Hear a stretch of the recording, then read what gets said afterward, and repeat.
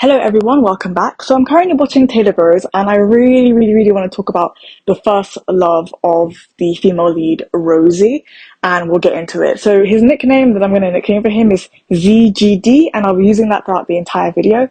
So let's get into it. So basically in this first romance, she meets him at an event and he helps her get a contract for her company, and it's love at first sight for both of them. They meet again at her office because he does a project at her company, and during this time he's kind of shy to approach her, so he delays approaching her until he thinks her brother, who comes to pick her up after an office party, is her boyfriend, and she ends up asking him like, oh, you think that's my boyfriend?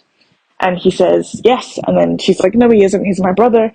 And then after that, they have a phone call in the rain, and they meet again after she comes back from a trip to Shanghai, and they kiss and they actually make love. They make love immediately. And this was already a red flag because if you watch a lot of Chinese dramas, you know that there's a lot of conservatism, especially towards sex, present in a lot of Chinese dramas. So the fact they slept together that quickly is a little bit insane.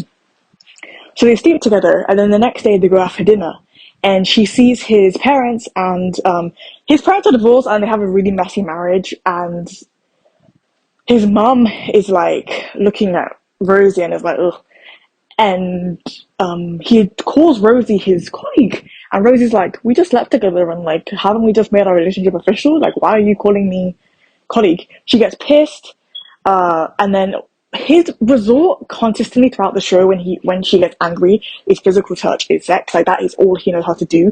He's a terrible communicator, and she's consistently saying she wants to meet his parents and he just won't let her. She eventually down the line ends up like having a conversation with his dad after he decides to take a trip to France and work there without actually telling her. And he did apply for the job months before he met her, but still he didn't say to her until it was too late that he had already accepted the job. And so she ended up crashing his place, like messing it up real bad out of anger. And then she ends up talking to his dad afterwards, and the dad kind of becomes a friend of hers in a way. And she's still very much attached with the guy once they break up, and she decides she doesn't want to do long distance. But one thing about the relationship between them is that he could not communicate well his needs, or he didn't really understand what she needed, and he refused to compromise on his career, which I do understand, not compromising on your career, but like, he also couldn't compromise on meeting the family, or like, you know, letting her meet his mom, or get his mom getting to know her. And I say this as well because there was an event where his mom wanted him to meet his ex-fiance, and the mum knew he was bringing Rosie there. She didn't care.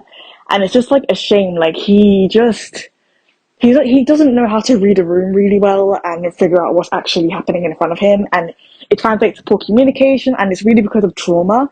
But there's a reason why they didn't work out. Like, ultimately, he couldn't compromise on anything, couldn't give her what she wanted, and he's a poor communicator.